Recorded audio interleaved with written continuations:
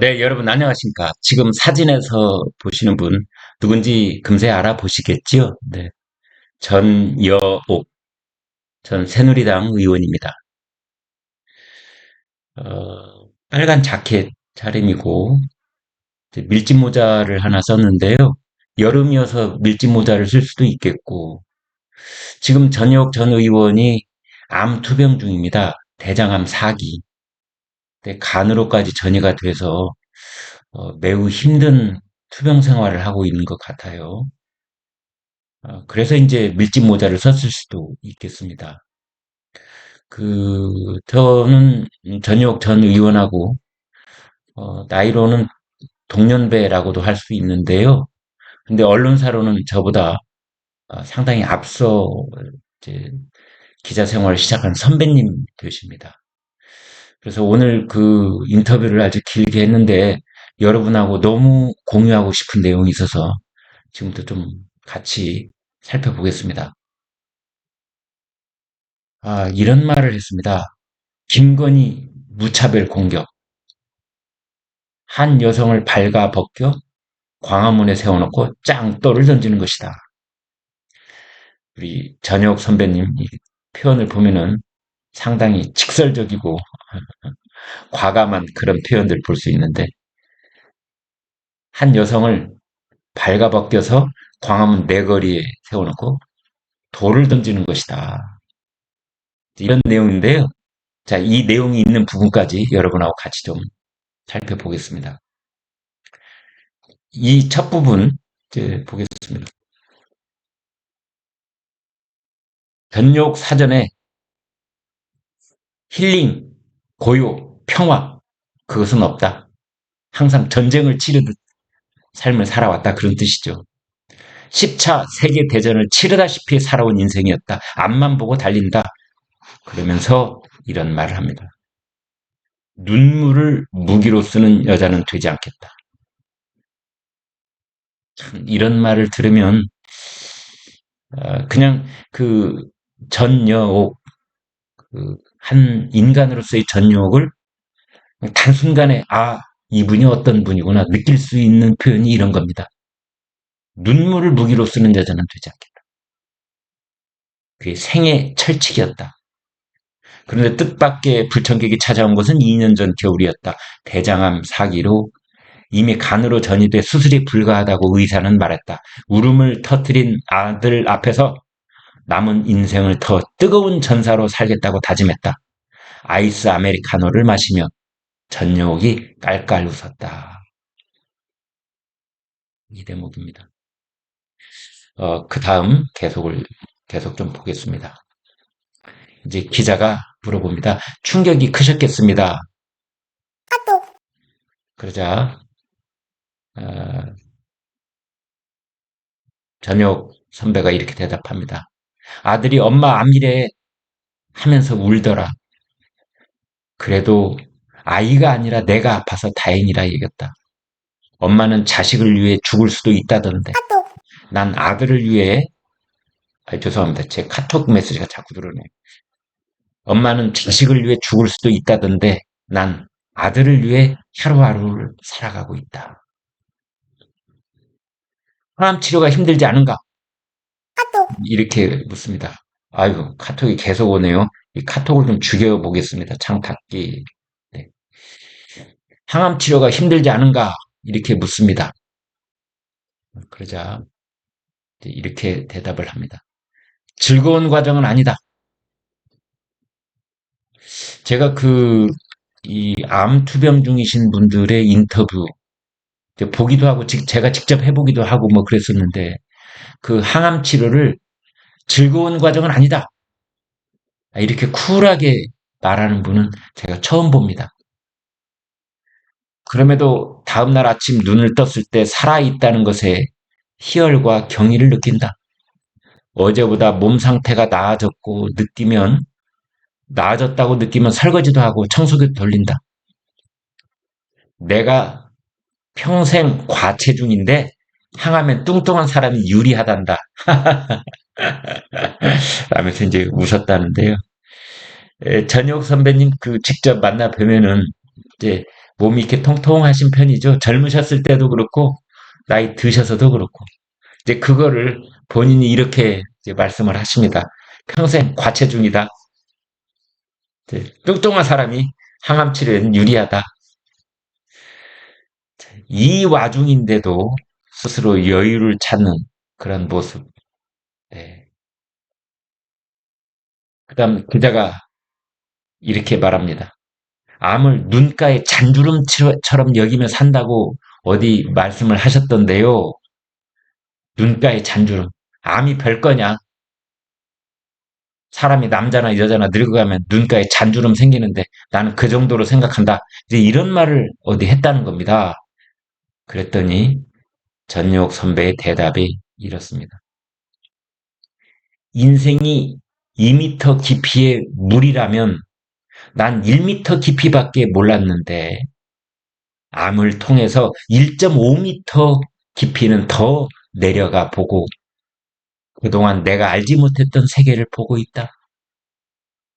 참 기자 출신이어서 그런지 표현이 기가 막힙니다. 아픈데 왜 유튜브를 맹렬히 하시는가? 대답. 암을 선고받으니 얼마나 오래 사느냐보다 어떻게 나머지를 사느냐가 중요해졌다. 내겐 사회를 향한 발언이 또 하나의 치유 방법이다. 가만히 뭐, 예? 치통피드 뭐 그런 데 가서 힐링하고 이 편백나무 숲 걸어 다니고 이게 나는 항암 치료가 아니라 사회에 대해서 발언을 하는 것 그것이 나에게는 치료 방법이다. 그 다음 대목을 좀 보겠습니다. 이제 진짜 얘기들이 좀 나옵니다. 투병 사실은 지난 5월에 알렸던데요. 그러자 대통령도 아닌데 내 건강 상태를 공표할 필요가 있겠습니까? 내가 암이라고 하면 좌파들이 얼마나 저주를 퍼부을 건가? 근데 이런 일이 실제로 벌어집니다, 여러분. 질문. 실제로 벌 받았구나. 모자 벗어봐라. 이런 악플이 쏟아졌다. 그러자 대답. 아이고, 진짜로 촌스럽고 유치하게 군다 싶더라. 머리 보여주는 게 뭐 대단한가 싶어서 기꺼이 모자를 벗었다. 자, 모욕과 조롱에 힘들지 않았느냐. 그러자 안 받는다고 할 수는 없다. 하지만 그들이 옳지 않고 나는 그들보다 모든 점에서 나은 사람이라 괜찮았다. 그 다음 보겠습니다. 자, 이런 대목을 제가 여러분하고 이제 공유를 하고 싶어서 지금 방송을 하고 있는데요. 이 대목입니다. 진해원 검사와 소송을 하면서 투병 사실을 처음으로 공개했다던데, 진해원이 김건희 여사 조롱글을 페이스북에 올려 내가 인격 살인이라고 논평했더니 나를 모욕했다면서 고소를 했더라. 내가 정계에 복귀하려고 김건희를 두둔한다고 했더라. 그래서 내가 김소연 변호사가 투병 사실을 밝히면 정계 복귀를 위해 진해원과 싸우는 게 아님을 대중이 알지 않겠느냐고 해서 동의를 했다. 여러분, 저는 이제 이런 부분이 참 새겨들을 부분이라고 보는데요. 윤석열 대통령 부부께 드릴 말씀이 있다면 이제 더 이상 뭘 바랄 게 없는 분들, 이해관계가 없는 분들, 한 한 장의 공천권이라든지 공공기관장이라든지 이런 자리에 아무런 욕심이 없는 분들, 이런 분들이 하는 이야기를 귀담아 들으시라. 그런 얘기를 하고 싶습니다. 제가 왜 그 노인 폄하 발언이 있었을 때 유튜브 방송 그렇게 했는데요. 노인들께 투표권을 더 많이 주자. 왜냐하면은 정말 김은경이가 말한 것처럼 미래가 짧은 분들, 살 날이 얼마 안 되신 분들은 그 어떤 이해관계에도 현혹되지 않고 정말 후손들을 위해 일 열심히 한 분들한테 표를 주지 않겠느냐. 그분들의 표가 오히려 더 객관적이지 않겠느냐. 사람 보는 눈은 더 훨씬 더 뛰어나시고 그래서 그분들한테 표를 많이 줘라 이런 말을 한 적이 있는데요. 가령 전역 의원처럼 사기 암투병인 분들 그러면서 이 사회의 여러 가지 현상에 대해서 가장 민감한 촉수를 가지고 있는 분들, 이런 분들의 얘기를 좀 들었으면 어떨까 싶습니다. 그 다음 보겠습니다. 이제 이런 부분, 질문. 김건희 여사를 왜 그리 열심히 방어를 하는가? 그랬더니 거기에 대해서 이렇게 대답을 합니다. 사람이 잘못을 하면 거기에 적당한 형량을 받아야 하는데 김건희 여사는 너무 가혹하게 받는다. 좌파들이 대통령이 무식하다고 공격하지만 서울법대 나오고 아메리칸 파이를 그 자리에서 열창하는 사람이니까 먹히질 않는다. 술고래라고 하는데 윤석열 대통령이 주사 부렸다는 얘기는 어디에도 없지 않은가. 반면에 김건희 씨는 여성이라서 가짜 뉴스로 부풀리기가 참 좋다. 뭐 콜걸이라느니 동거녀라느니 얼마나 무자비하냐. 암 걸린 내게도 온갖 악플이 쏟아지는데 김건희 여사한테는 나의 10배, 100배는 달릴 거라고 본다. 한 여성을 발가벗겨서 광화문 내거리에 올려놓고 짱돌을 던지는 셈이다. 참 이런 얘기 기가 막힙니다. 이런 얘기 기가 막힙니다. 저 정말 100% 공감합니다. 누가 뭐래도 윤석열 대통령은 공자고 서울 법대 나왔고 그래서 욕을 하고 하지만 거기에는 분명히 경계선이 있다. 그런데 김건희 여사는 서울 법대도 안 나왔고 여성이기도 하니까 이자들이 짱돌을 던질 때 경계선이 없다. 무자비하게 던진다. 광화문 내거리에 세워놓고 그냥 옷을 발기에 벗긴 다음에 짱돌을 끝까지 던진다. 왜? 김건희 여사 서울 법대 안 나오고 여성이니까. 기가 막힌 얘기입니다. 다음 대목 보겠습니다. 그렇다 하더라도 뭐 무속인을 만난다든지 풍수지리를 본다든지 뭐 이런 건 김건희 여사한테도 문제가 있는 것 아니냐라고 질문을 하자 이렇게 대답을 합니다. 내가 아는 벤처 기업인도 전속으로 상담한 무속인이 있다. 정치인들도 부지기수다. 아 그리고 풍수지리 무슨 문제냐? 신문마다 오늘의 운세 코너도 있다. 조선일보에도 있습니다, 여러분. 성형 수술만 해도 그렇다. 나도 보톡스 많이 맞았다. 성형은 개선하고자 하는 열망이 강하고 부지런한 사람들이 한다. 의료의 중심이 안티에이징에 있는 세상에서 왜 성형 갖고 난리인가? 저보고 말하라면 왜 성형 갖고 지랄이냐? 죄송합니다. 성형 갖고 왜 난리냐? 특히 왜 여성이 하는 성형 갖고 난리냐? 그러면서 그러면서 전역 선배의 뼈아픈 충고가 그 다음에 이어집니다. 김건희 여사께서 좀 귀 기울여서 들었으면 좋겠습니다. 다만 김건희 여사한테 조언하고 싶은 겁니다. 그녀가 가장 예뻐 보였던 것은 맨 얼굴에 헐렁한 치마를 입고 강아지하고 함께 서서 출근하는 남편을 배웅하러 나갔을 때다. 화장을 안 해도 이쁘고 애교 머리를 안 해도 충분히 아름다운 사람이 김건희 여사다. 어떻습니까, 여러분? 여러분 공감하는 대목 아니신가요? 그 다음 대목 좀 보겠습니다. 그래도 리투아니아 갔을 때 명품 숍 가게를 돌아다닌 것은 좀 너무한 것 같고 그것을 전효 전 의원이 마녀 사냥하는 것 아니냐라고 감싸 안았는데 그것 좀 오버한 것 아니냐라고 이제 기자가 노골적으로 묻습니다. 그러자 전효 의원이 대답하기를 이렇게 대답을 합니다. 아, 빡빡한 일정 중에 뭘 좀 시키려고 산책한 걸 갖고 너무 심하게 비난하는 것 아니냐라는 생각이 들었다. 그런데 한 남자분이 화가 나서 댓글을 올렸더라. 뭐라고 했느냐? 우리는 후쿠시마 오염수에 양평 고속도로까지 야당의 공격을 막아내느라 안간힘을 쓰고 있는데 영부인이 어떻게 명품 가게 갈 수 있냐? 그러시더라. 그래서 그 글을 읽고 내가 반성을 했다. 내가 같은 여성으로서 너무 김건희를 동정했다는 생각에 반성을 했다. 그래서 김건희 여사에게 정의 각오로 대통령을 보필해달라는 글을 뒤어 올렸다.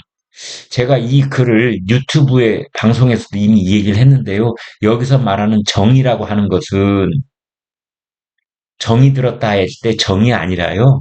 갑을병정할 때 정입니다. 갑질한다.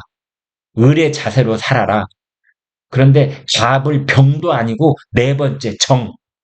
바닥 중에서도 가장 밑바닥이 됐다는 그런 생각으로 대통령을 보필해라. 이제 그런 뜻입니다. 계속 좀 보겠습니다. 통쾌한 대목도 있습니다. 전욕의 입은 여전히 거칠더라. 전욕 TV에서 민주당을 무릎에 들 이재명을 잡사범이라고 하지 않았느냐. 제 그런 전역 의원이 아주 그냥 시원하게 대답을 합니다. 아, 정확하지 않니? 내가 정치할 때 만난 민주당 의원 중에는 괜찮은 이가 참 많았습니다. 독재와 싸운 역사가 있고 민주주의를 위해 자신을 던진 사람들이 많았습니다. 그런데 민주당이 타락한 모습을 보면 가슴이 아픕니다. 청춘의 빛을 다 잃어버린 노회한 정당 같습니다. 국회의장을 지낸 임채정 같은 분은 지금도 존경합니다. 박근혜가 대통령 되려면 고쳐야 할 것에 대해 진심 어린 조언도 해주셨습니다. 그런 인간적 면모가 사라진 권력 괴물이 지금의 민주당입니다. 박지원 의원도 저격했더라. 대답. 내가 정치는 오래 하면 안 되겠다고 생각한 게 나이 많은 정치인들의 권력욕을 보면서부터다.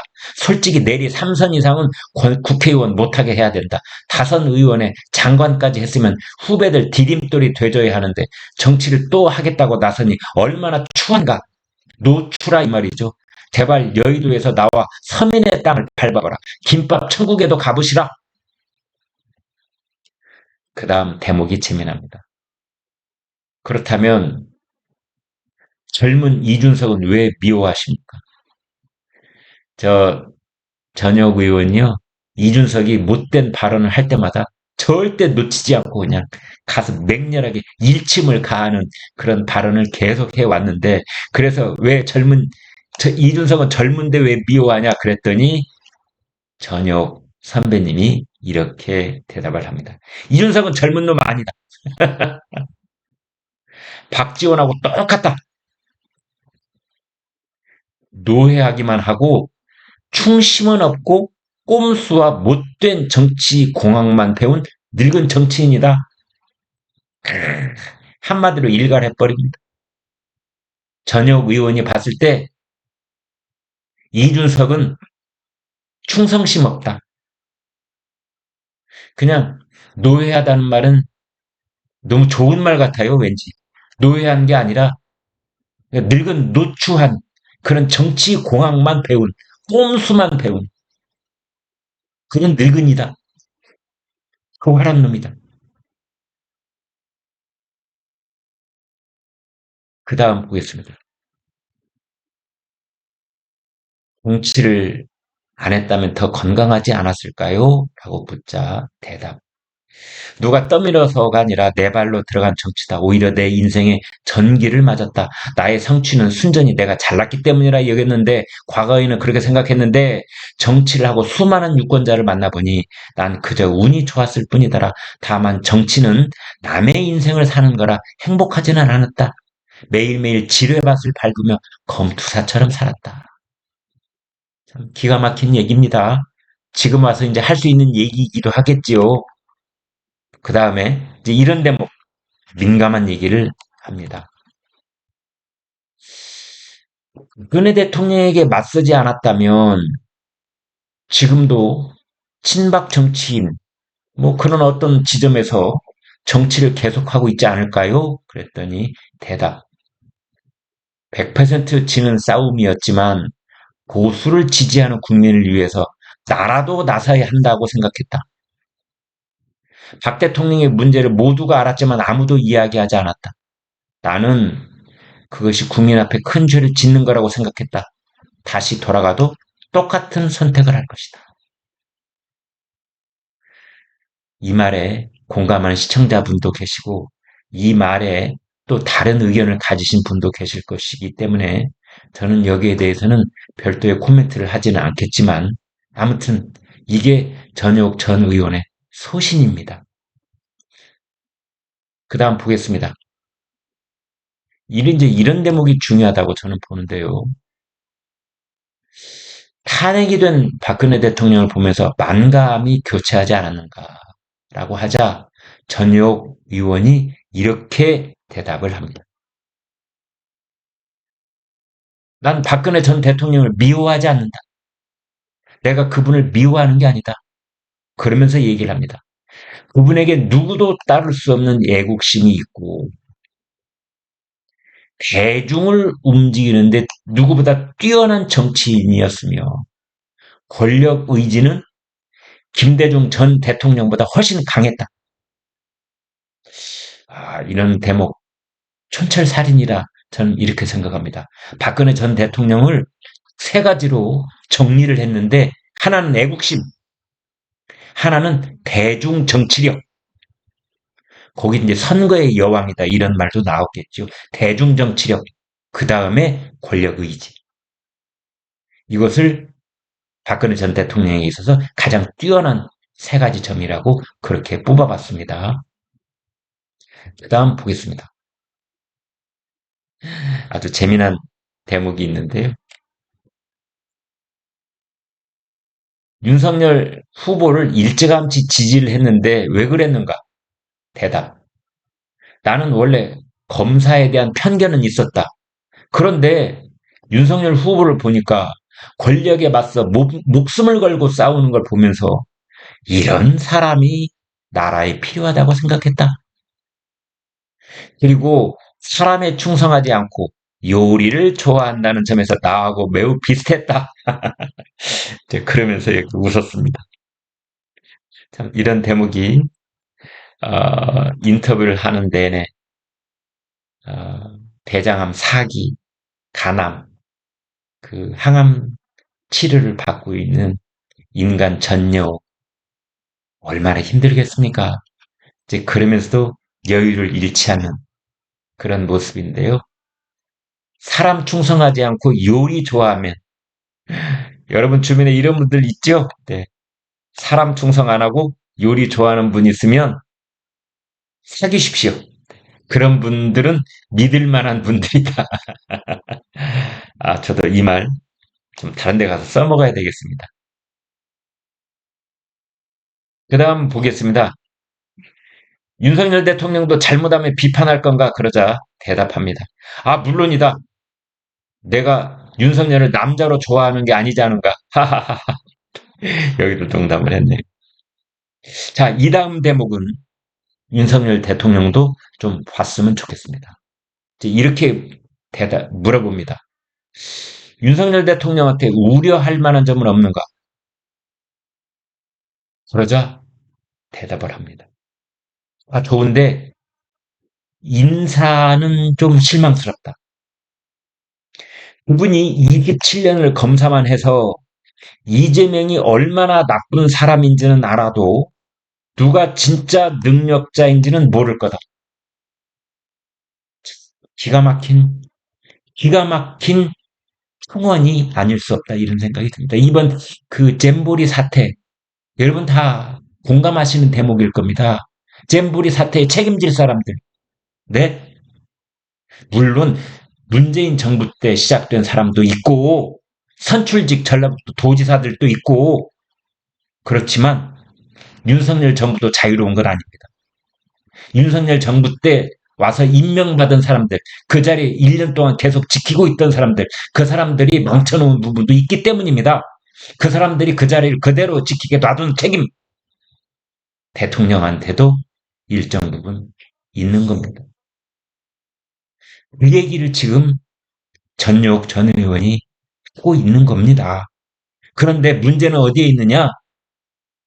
용산의 대통령실, 국민의힘에 있는 국회의원들, 그 누구도 윤석열 대통령한테 이런 얘기 안 합니다. 어쩌면 유일하게 이런 얘기를 하는 사람, 충심으로. 그게 전용욱입니다. 저는 그리 봅니다. 그 다음 계속 좀 보겠습니다. 대통령이 후보들과 최소한 1시간 대화를 나눠보면 좋겠다.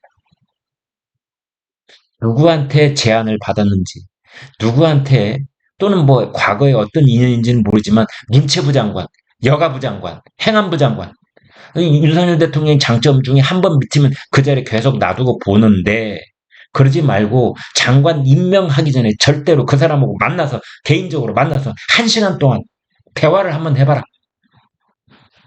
그리고 후보를 3배수로 두고 결정했으면 좋겠다. 이런 얘기를 합니다. 그 다음 대목이 아주 뼈아픈 대목이 있는데요. 이 부분 여러분 아주 중요합니다. 여러분 같이 저 공유하시죠. 내년 총선 어떻게 될까? 그러자 전효옥 의원이 윤석열 대통령하고 김건희 여사한테 이런 충심 어린 충언을 합니다. 윤석열 대통령은 지금 팔수 중이다 생각하면서 겸손하게 나아가면 승산이 있다. 사법시험 한 번 더 치른다. 7.8기. 아이고, 내가 사법시험 또 떨어졌네. 이제 마지막이네. 하는 그런 팔수를 하고 있다는 겸손한 생각으로 나가야 된다. 그 다음, 김건희 여사한테도 진짜 기가 막힌 얘기를 합니다. 부산이지 레디 같은 열쇠고리 달고 엑스포 유치에 힘쓸 게 아니라 보육원 아이들, 간지하에 사는 아이들 문제를 살피는 일에 전념하셔야 한다. 내리 오선한 안민석이 더불어민주당의 안민석이 엉터리 같지만 소셜 스킨이 엄청 좋다. 사근사근하고 서민들에게 좌파들은 속삭인다. 뭐라고? 아, 힘들어서 어떡해요. 커피 한 잔 안 사주는데 그런 말을 들으면 위로가 되는 것이다. 우파가 그걸 알아야 한다. 기가 막힌 얘기. 김건희 여사한테 하는 얘기입니다. 화장 진하게 하고 뭐 머리 애교 머리 하고 그다음에 좋은 핸드폰 핸드백 팔에다 걸고 거기에 열쇠고리 부산이지 레디 그러면서 여기저기 다니지 몰라. 그거 당신이 부산 레디 고 뭐 레디 이거 부산지 레디 안 해도 된다. 대신에 반지하에 살고 있는 이 홍수가 지나가고 태풍이 지나갈 때 그런데 다니시고 서민들한테 보육원 아이들 만나시고 화장하지 말고 헐렁한 옷 입고 얼마나 힘드세요만 하고 다녀라. 문제는 제가 봤을 때의 문제는 어디에 있느냐. 제가 봤을 때의 문제점. 이런 이야기를 아무도 안 한다는 겁니다. 대통령하고 매일 만나는 사람들. 대통령하고 직접 통화할 수 있는 사람들. 용산에 있는 사람들, 여의도에 있는 사람들, 또는 대통령하고 개인적인 어떤 인연이 있는 사람들 중에 이런 말을 하는 사람들이 제가 봤을 때는 거의 없습니다. 김건희 여사한테 이런 말을 직접 하는 사람들 거의 없습니다. 제발 이런 내용이 김건희 여사가 이런 인터뷰 내용을 정말 밑줄 쳐가면서 좀 읽게 되시기를 이렇게 바라봅니다. 마지막 대목 좀 보겠습니다. 아들하고 마지막에 주고받은 이야기 여기 소개가 돼 있는데요. 그런 부분만 저도 아들을 키우는 입장에서 참 찡했습니다.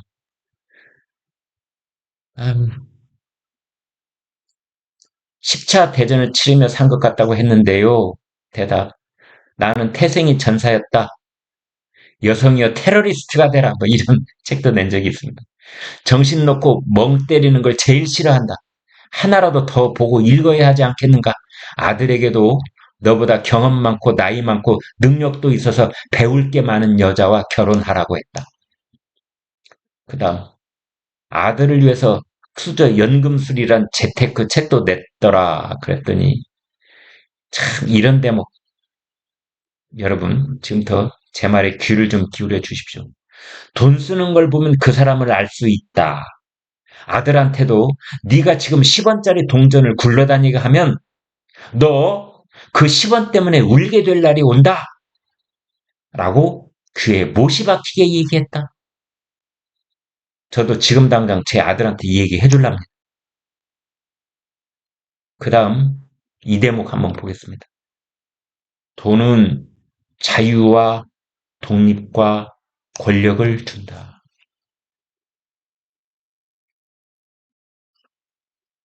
그렇습니다. 우리가 돈이 전부는 아니지만 또 돈이 아무것도 아닌 것은 절대 아닙니다. 얼마나 중요합니까? 우리 인생에서 어쩌면 건강 다음으로 중요한 것이 돈일지도 모릅니다. 전역 의원이 그 말을 뼈저리게 하고 있습니다. 돈이 있어야 자유가 있고, 돈이 있어야 독립이 되고, 돈이 있어야 권력도 온다. 타인이 나를 모욕하지 못하게 하는 것도 돈이다. 그 다음 찡한 대목이 있습니다. 여러분. 아들이 자동차 튜닝 가게를 열었는데 오늘 아침 7시에 내 방문을 열고 외치더라. 엄마, 외상값 13만 원이 입금됐어. 그게 안 들어올까봐 밤에 잠 못 이루던 아이를 보며 내가 이제 떠나도 저 아이가 한 몫의 인간으로서 잘 살겠구나.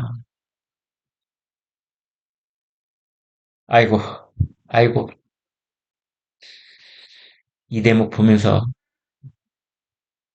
제가 한동안 코끝이 찡해서 그 다음 줄을 읽지를 못했습니다. 마지막 문장 끝으로 보겠습니다. 이런 말을 했네요. 내가 늦게 결혼을 해서 아직 내 아들이 나이가 어리다.